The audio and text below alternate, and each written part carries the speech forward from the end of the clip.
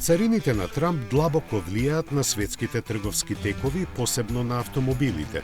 Со децении разгрануваната глобализација во нивното производство и синџирите за набавка ги направи интернационален производ без разлика каде се одвива нивната финална монтажа.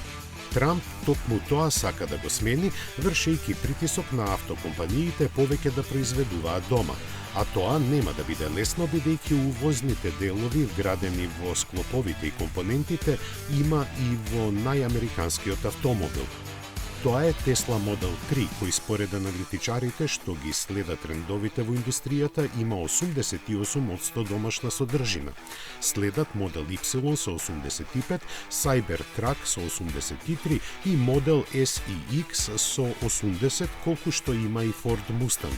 Зад нив се наоѓа Honda Passport и Jeep Wrangler, а изненадува високата содржина американски делови и во Volkswagen ID4.